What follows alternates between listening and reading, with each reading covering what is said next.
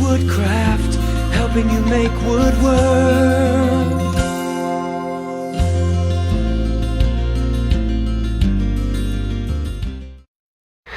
Alright, welcome to Woodcraft. I'm Marc, if you don't know me. And we're going to talk about sanding curves, fairing and curves, and also sanding contours. Okay, first side of stuff here is sanding curves. I have a piece of MDF here. Let's say you're making a template to route a curve into something. You're going to rough cut this out on a bandsaw or on with a jigsaw, and it's not going to be a perfect curve. So you got to clean that up before you run your router on there, because it will transfer over from your router to your final piece. So what I have here is some maple strips.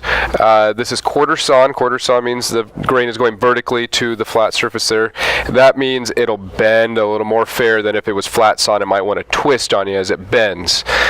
This is down to around 1/8 of an inch thick. I made a shorter one here, super glued a couple of blocks on there so I can hold it, and some of this sticky back sandpaper. This is 80 grit, so this is a little bit flexible. If you have to go tighter curves, you can make this down to around 1/16 of an inch. Maple works great because it's pretty stiff, pretty flexible without breaking. And then it's just a matter of sanding on your contour until you get it all cleaned up. Any little lumps and bumps, it should sand those down and fair it all in to a nice smooth curve. You could do this on a solid piece of wood if you're going to be hand cutting something without sand or without routing to a template.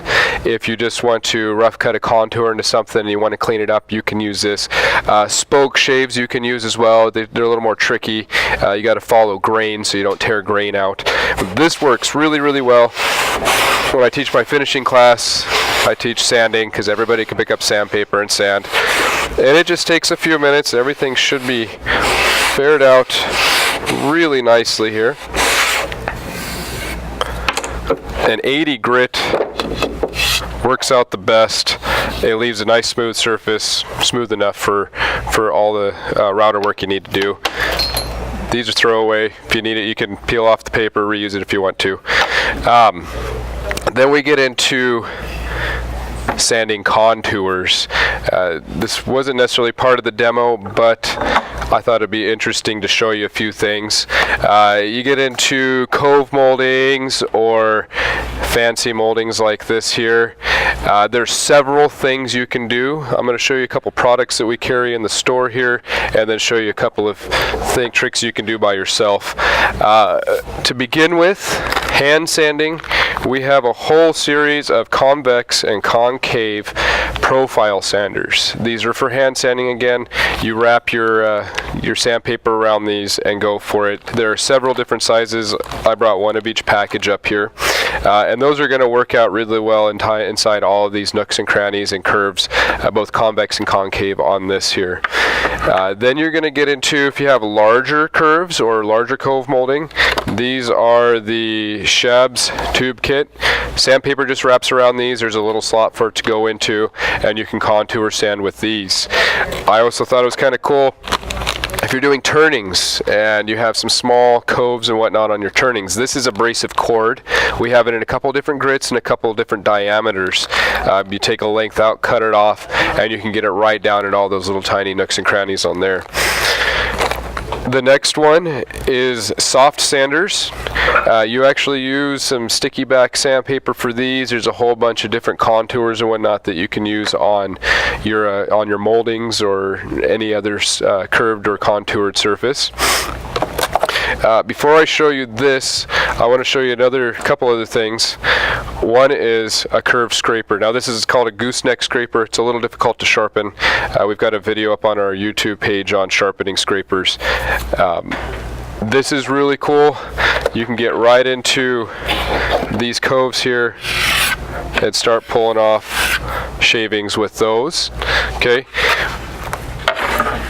And then kind of another fun trick here. Get this back. Oops.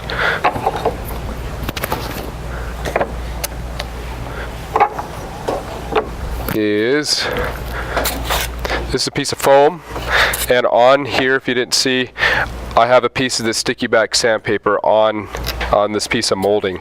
This isn't the perfect foam to do this with. It's kind of soft, but you guys will see the idea here.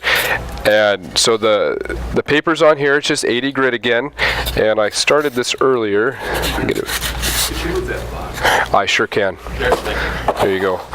And so you're going to spend a few minutes sanding this down, and eventually you'll get it to the same exact contour as your molding here. Whether you're making new molding or trying to restore old molding. Oops, makes a nice big mess.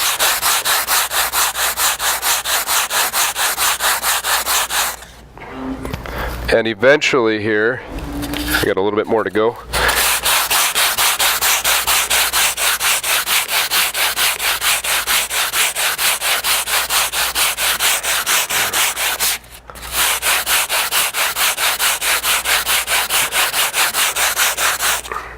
Eventually here, you get the same exact contour.